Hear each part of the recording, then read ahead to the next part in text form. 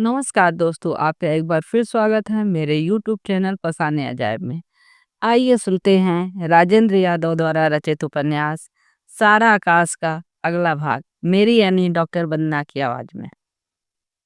खाना वाना खाकर दिवाकर के यहाँ से निकले तो 11 बज गए थे। घर पर कहकर भी नहीं आया था। जाकर वहां डांट पड़ेगी कि तबीयत ठिकाने आ जाएगी। कम से कम कहीं जाओ तो पूछताछ कर तो जाओ। अब आधी रात में किवाड़ खुलवाना भी एक समस्या होगी। जो भी खोलने आएगा वो अपने कष्ट और मेरी जिम्मेदारियों पर भाषण देना अपना कर्तव्य समझेगा। एक एक कदम चलते दिल धसक रहा था। सड़क और गलियां सुनसान पड़े थे। मकानों के ऊंचे नीचे होने की वजह से सड़क पर चांदनी कटी फटी फैली थी। कोहरा मिलकर अजब धुंध सा छाया था। जाने क्यों मन में बड़ी बेचैनी छाई थी और भीतर कुछ कसक उठता था। हुआ यूं कि मुन्नी के कारण उस दिन तो सिनेमा जा नहीं पाए। 2-3 दिन बाद वह प्रोग्राम बना। रात को 10 बजे सिनेमा खत्म हुआ। बहुत अच्छा तो नहीं लगा, लेकिन नायक नायिका के प्यार के कुछ दृश्य सचमुच मन में छाए रहे और कसक होती रही कि काश ये मेरे भी जीवन में उतर पाते। बहुत दिन बाद सिनेमा देखा था। लौटे तो पैदल ही घर की ओर चले। मैं और दिवाकर पास पास थे। किरण कुछ दूर हटकर चल रही थी।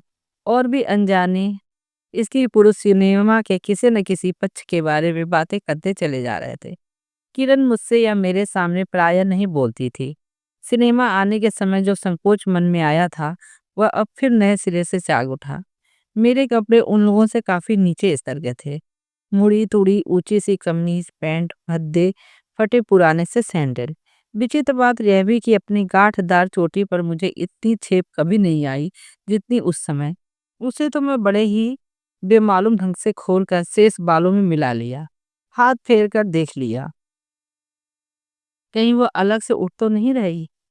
मन में एक बार आया कि मान लो इसे कटा ही डाला जाए। फिर साथ ही धिक्कार उठा, छी, मेरे मन में भी क्या क्या बातें उठती हैं आजकल। तभी पास आकर दिवाकर बोला, कहो जी महाराज, कैसे कट रहे हैं आजकल आपके दिन? क्या कर रहे हो आजकल? मुझे भाई साहब की बात याद आ गई। सुबह ही तो बैठक में उन्होंने कहा था। क्यों, अब क्या इरादा है? इम्तहानों से तो छुट्टी मिल गई है ना? मेरा इरादा क्या है, जो भी आप कहें। मैं समझ गया कि उनका मतलब कोई नौकरी कर लेने से है। अब कहीं कुछ कोशिश वोशिश करो। अपने उस दोस्त से कहो रिजल्ट तो निकल जाने दीजिए। अब कहीं अप्लाई भी तो करूं तो क्या लिखूं? रिजल्ट के 2-2.5 महीने हैं। तब तक भी तो कुछ करोगे कि नहीं, या यूं ही वक्त बर्बाद होगा? चिंता भरे स्वर में भाई साहब बोले, घर की हालत तो तुम देख ही रहे हो। मेरे 90-100 रुपए में हींग भी नहीं लगती। कुछ न कुछ तो करना ही होगा। अमर कुंवर को अगर हम दोनों अच्छी तरह पढ़ा लें तो उन्हें भी अच्छी सर्विस मिल जाएगी। हाँ हाँ, कुछ तो देखूंगा ही, मैंने टालने को कहा। अपने उस दोस्त से कहो ना कहीं तलाश कर ही देगा। उसको तो 20 जान पहचान वाले होंगे। उन्होंने फिर दिवाकर की ओर इशारा किया। पूछूंगा। असल में भीतर से आती हुई बाबूजी के चीखने की ऊंची ऊंची आवाजों से मेरा ध्यान उधर खिंच गया। विषय बदलने को बोला, बाबूजी क्यों नाराज हो रहे हैं भीतर? हालांकि बात मेरे लिए कतई महत्व की नहीं थी। किसी न किसी पर तो नाराज हो ही रहे होंगे। जो जिसका काम है वही कर रहा है। इसमें इतनी फिक्र की क्या बात है? पर अब बात इस बात को टालना था। सो मैंने कहा, आओ देखें किस पर नाराज होकर चिल्ला रहे हैं शायद। भाई साहब और हम भीतर आ गए। उन्होंने फिर याद दिलाया, पर उससे पूछना जरूर, जिक्र तो कर ही देना। अब दिवाकर के पूछने से मुझे भाई साहब की बात याद आ गई। मैंने कहा, कुछ नहीं, तुम बतलाओ क्या करें? अरे, क्या करना वरना क्या है, चोटी फटकारो और मस्त रहो। आराम बड़ी चीज है, मुंह ढक के सोइए। लापरवाही से कहकर उसे सहसा कुछ याद आ गया। बोला, लेकिन तुम्हारे दिमाग में आराम कहाँ? तुम तो आराम के जानी दुश्मन हो ना। तुमने तो अभी या तो थर्ड ईयर की किताबें घोटनी शुरू कर दी होंगी या भारतीय दर्शन पढ़ रहे होगे। मैंने उदास होकर जवाब दिया, नहीं दिवाकर, मैं सब शायद अब आगे नहीं पढ़ पाऊंगा। नहीं पढ़ पाओगे? क्या मतलब? फिर हंस पड़ा। सुना किरण जी, हमारे समर साहब सिनेमा का डायलॉग बोल रहे हैं। किरण मुस्कुराई। अभी तक केवल तटस्थ की तरह ही वो चल रही थी। हाँ, मैं मना हो आया। खैर अभी तो बहुत दिन है। अच्छा, अपनी बताओ, तुम क्या कर रहे हो आजकल? हम, अरे हमें क्या करने को रखा है? बस किरण जी हैं और हम हैं। बीच में नाराज हो गई थी कि पढ़ाई ही हमारे लिए सब कुछ है और ये तो जैसे कुछ है ही नहीं। तो अब हमने अपने को इन पर ही छोड़ दिया है और वह जोर-जोर से हँसने लगा।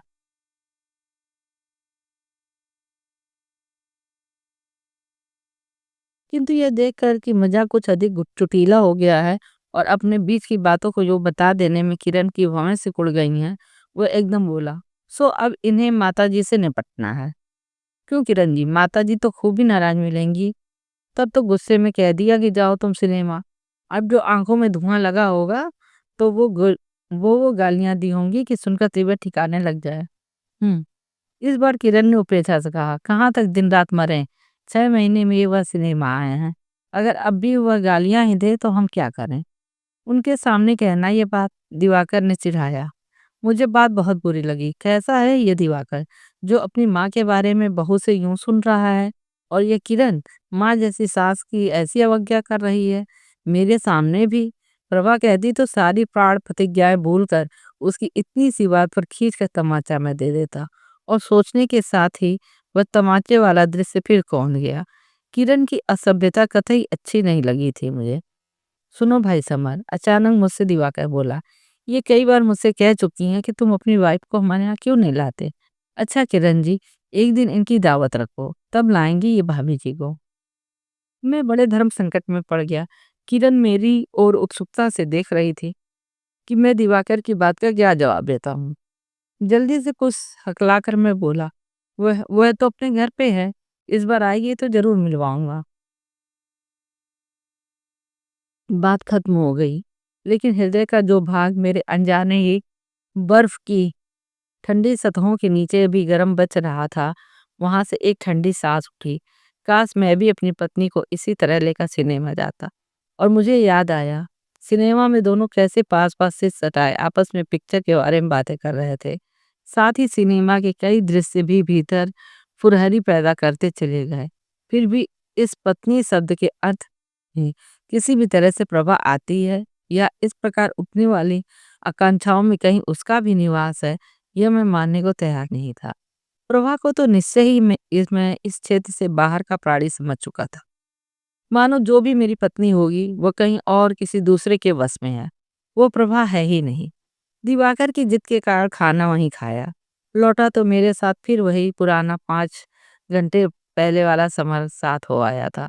जिस घुटन और ऊब को छोड़कर भाग गया था, वह ताजा हो आई। मानो अभी तक किसी स्वप्न लोक में भटकता रहा था और अब वास्तविक धरातल पर लौट आया हूँ। पता नहीं फिर इस कांड ने क्या रूप ले लिया होगा।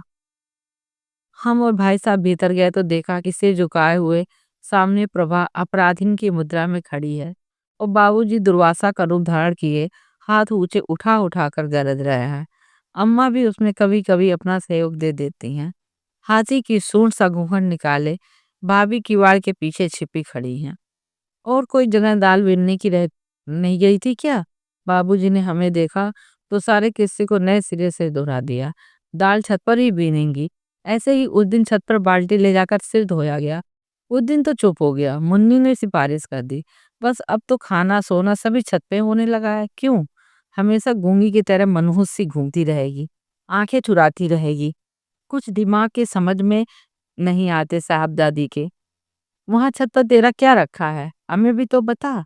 मैं आज साफ-साफ कह देता हूँ, मुझे ये बातें ज़रा भी पसंद नहीं। कान खोलकर सुन लो, जाड़े के दिन 20 आदमी छत पर धूप खाने के बहाने इधर-उधर ताक-झाक करते रहते हैं। बहू के कायदे होते हैं, तो कायदे से रहो। सबसे बचकर अकेली अगर छत पर नहीं बैठी रहे, तो पड़ोसियों से नैना कैसे लड़े? अम्मा ने हमें देखकर और जोश में काटा। और भाग-भाग कर छत पर जाती ही क्यों हैं? प्रभा जब फिर से सिर झुकाए बिना कुछ बोले सुन रही थी, इस बात से एकदम झटक कर उसका सिर उठ गया। उसने एक बार तीखी निगाहों से अम्मा की ओर देखा और धीरे से फिर झुका लिया। शायद आंखों से 2 आंसू भी गिर गए। हाँ, हाँ, ठीक तो है। पंडित जी की लड़की की तरह भाग ना जाए किसी दिन किसी के साथ। खूब नाराज हो चुकने के बाद सिर झुकाकर बाबूजी सोचते-सोचते बैठक में जाते-जाते भूल गए। कौन पंडित जी? अम्मा ने चौंक कर पूछा। यही अपने मोहल्ले के, कौन सी लड़की भाग गई उनकी? बड़ी वाली? कर भी तो कैसी हथनी सी रखी थी उन्होंने। फिर अपने दोनों हाथ माथे पे मारे। हाय राम, क्या जमाना आ गया है। धर्म करम तो उठ ही गया है। बाबूजी के जाते उन्होंने भैया से पूछा, क्यों रे धीरज, किसके साथ भाग गई हो? अरे, और किसके साथ भागी होगी? वही होगा मास्टर जो पढ़ाने आता था। भाई साहब बोले, अब बाहर जाकर पता लगाऊंगा क्या? हाय, कैसा पाप आ गया है। देखते देखते सब कर ले हुए हैं, किसी को कानो कान पता भी ना चलने दे। कहाँ जाएगी ये धरती प्रभु? अम्मा ने मुख पर अत्यंत कातर भाव लाकर कहा। भाई साहब भी मुड़कर बाहर की ओर चलने लगे। घूंघट उठाते हुए भाभी बाहर निकल आई और अम्मा के पास आकर बोली, ये पढ़ी लिखी लड़कियां जो न करें सो थोड़ा ही है अम्मा जी। अचानक अम्मा को मूल विषय याद आ गया। बोली, अरे हमारी तरफ से दुनिया भाड़ में जाए, लेकिन ये भाग भाग कर ऊपर क्यों जाती है? इसका वहां कौन बैठा है?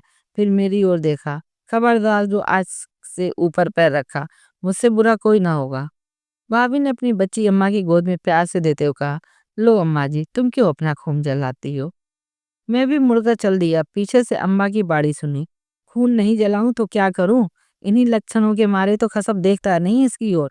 बहू रानी को चढ़ी है जवानी। लड़का बेचारा सूख सूख कर लकड़ी हुआ जा रहा है। कुछ उसका रोग ही समझ में नहीं आता। अच्छी आफत गले पड़ी है। मरती भी तो नहीं है कि पाप कटे। गरम दूध मरा न निगलने का न उगलने का। जिंदगी खराब हुई जा रही है लड़के की। मरे तो मैं कल लड़के की दूसरी शादी कर दूं।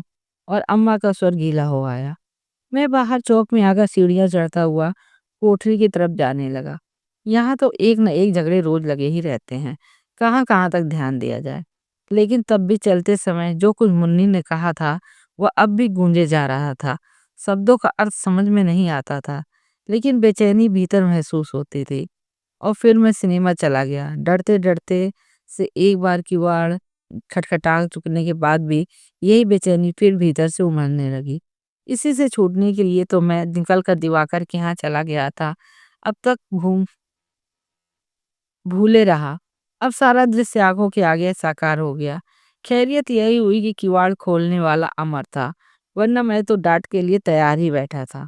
उसने कहा, भैया तुम कहाँ चले गए थे? सारे घर वाले नाराज थे। सभी को फिक्र हो गई थी कि जाने कहाँ चले गए। मैंने धीरे से पूछा, अब तो सब सो गए हैं ना? उसने हाँ कहा और चुपचाप सीढ़ियां चढ़कर अपनी कोठरी में जा पहुंचा। डर था कि मेरा खाना ढका रखा होगा। देखा खाना नहीं था। संतोष की सांस ली, कपड़े उतारने लगा। मार्च का महीना समाप्ति पर था। ठंड बहुत कम हो गई थी। हम लोग किवाड़ खोलकर भीतर ही सोया करते थे। समय 11:30 या पौने 12 का रहा होगा। बाहर एकादशी की चांदनी भरपूर खिली थी। कोहरे के मेल से धुंधली अधिक गाढ़ी लगती थी। मुझे प्यास लगी थी। चारों तरफ देखा, पानी कहीं भी नहीं था। आज यह बात क्या है, न खाना न पानी। प्रभा तो अपना काम कभी नहीं भूलती। हो सकता है याद न रहा हो। एक बार इच्छा हुई कि टालो, लेकिन फिर आवश्यकता ने मांग की। ऊपर पानी छत के दूसरे सिरे पर दीवार में निकले हुए पत्थर पर जरा सी आड़ में रखा था। वहां तक जाने का आलस था। उठकर बाहर आया। ओस काफी पड़ रही थी। पानी की ओर जाते हुए अचानक मैं बुरी तरह चौंक गया। सामने दीवार से लगा कोई बैठा था, सफेद सफेद। दिल धक से रह गया। हे भगवान, कौन है ये? भूत प्रेत से लेकर चोर डाकुओं तक सबकी कल्पना दिमाग में घूम गई। हिम्मत बटोर कर जरा गौर से देखा। 2 कदम और आगे बढ़ा। वो प्रभा थी। जहां उसे पहचान लेने का संतोष हुआ, वहीं अथाह आश्चर्य भी हुआ।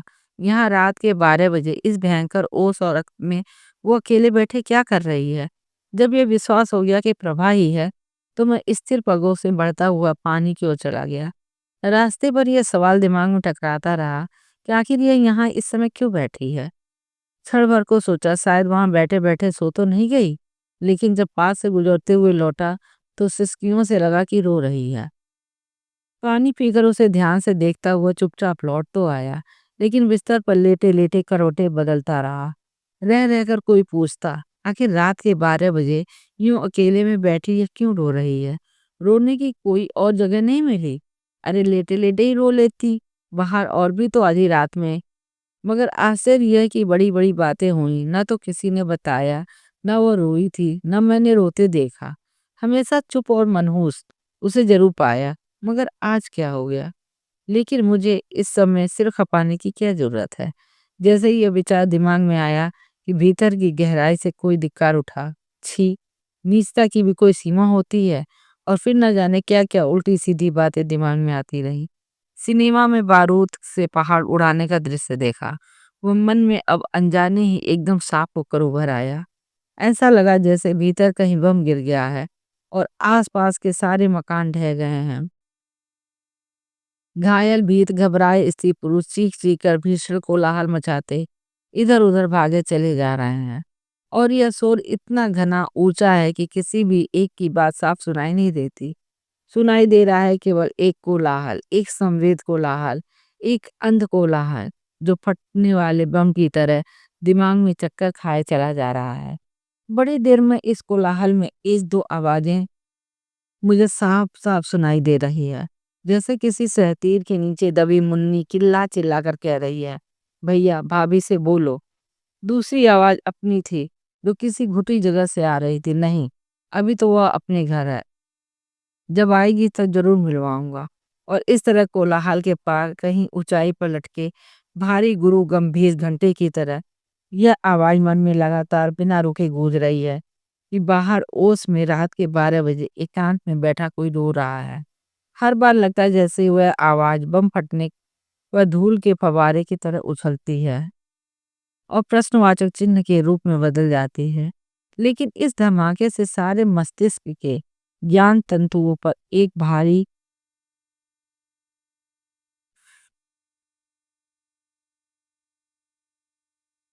घन सा पड़ता है और रग रग झन्ना उठती है। और इन सब को भूलकर एक आध बार मैंने तो जाने का प्रयत्न भी किया, लेकिन लगा जैसे मेरी छाती पर भारी मकड़े की तरह अपने पंजे गड़ाए जमा बैठे हैं।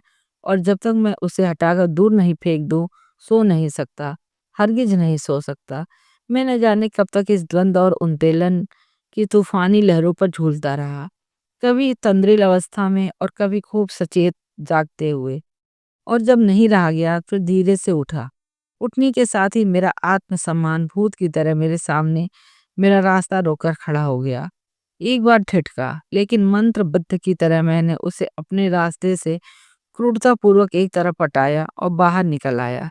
बड़ी झिझक लग रही थी, सीधे उसके पास जाने की हिम्मत नहीं पड़ रही थी।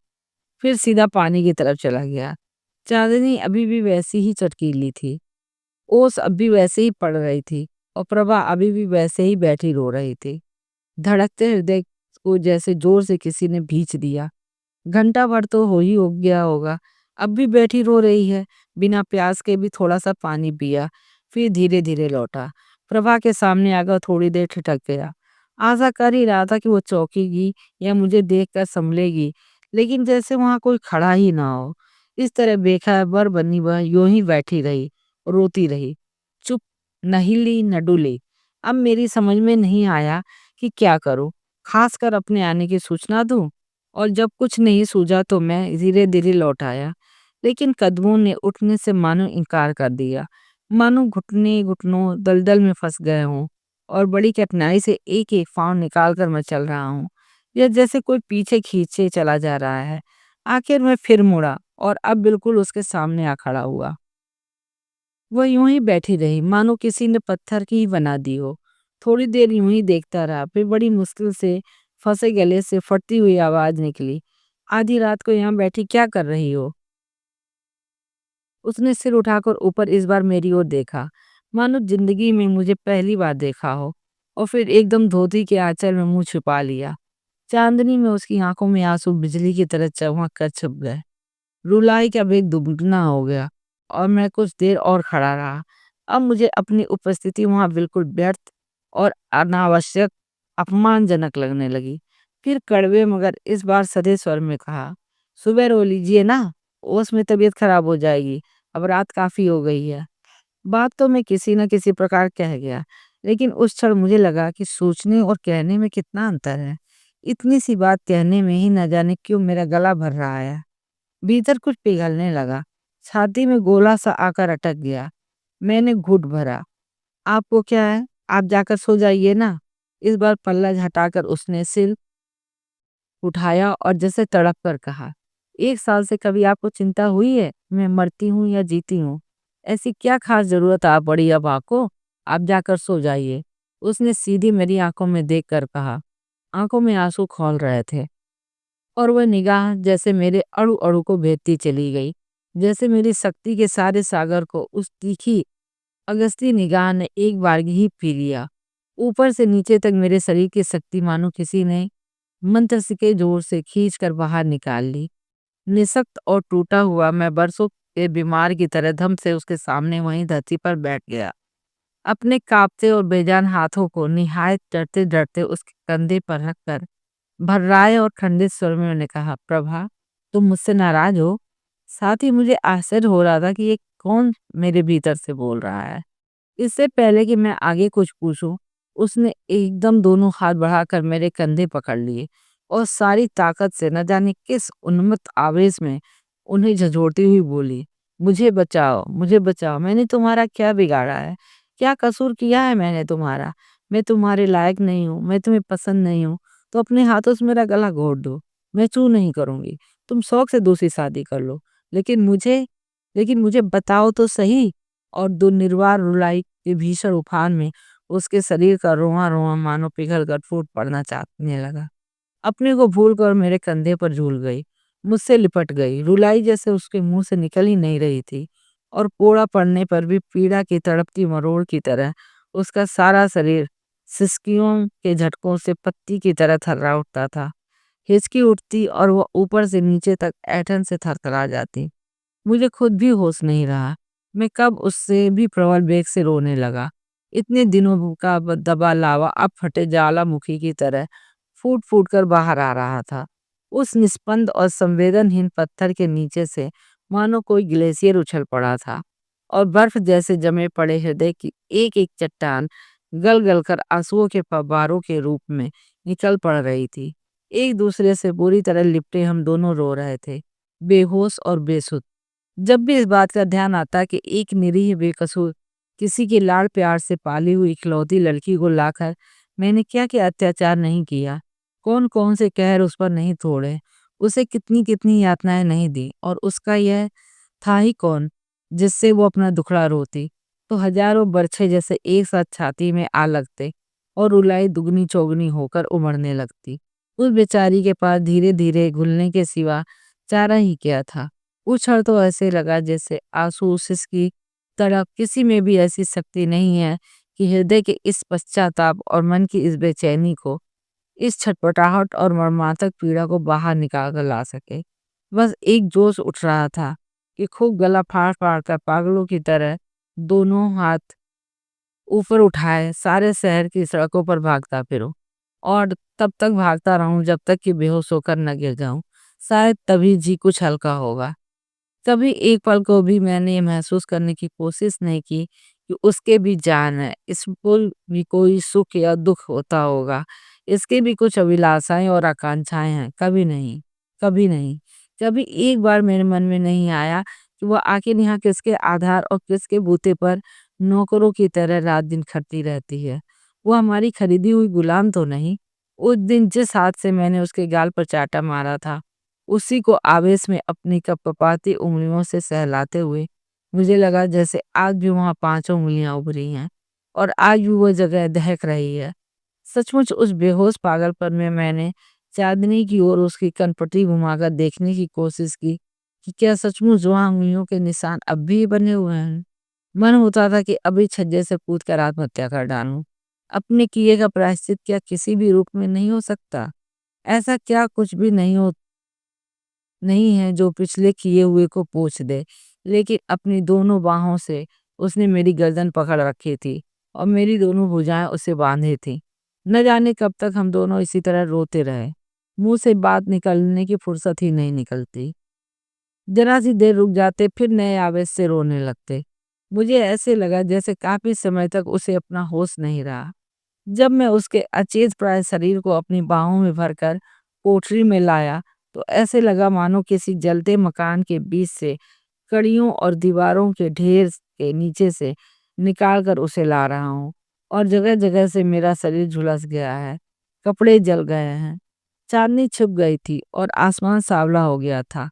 सारी रात हम एक पल को भी नहीं सो सके। एक शब्द भी आपस में नहीं बोल पाए, एक क्षण भी एक दूसरे को नहीं देख पाए। मानो पूरे साल का गुबार आज ही निकल जाना चाहता था। जरा सा अलग होकर देखते, फिर दुगने बेग से चिपक जाते। काँव काँव कहीं कौवे बोलने लगे थे। सुबह किसी के जागने से पहले वह उठकर बाहर चली गई। जाते हुए दूसरी ओर मुंह करके सिर्फ इतना कहा, हमें एक पोस्ट कार्ड दे दीजिए, मैं बहुत दिनों से माँ को लिखना चाह रही थी। पैसे नहीं थे और धोती के पल्ले से आंखें पोंछते हुए वो चली गई। उस समय फिर मेरी इच्छा हुई कि दीवार पे अपना सिर दे मारूं। हाय, रोशनी में हम एक दूसरे का मुंह कैसे देखेंगे। बाहर किरणों की धारियां आड़ी तिरछी बुनाई की तरह छा गई थीं।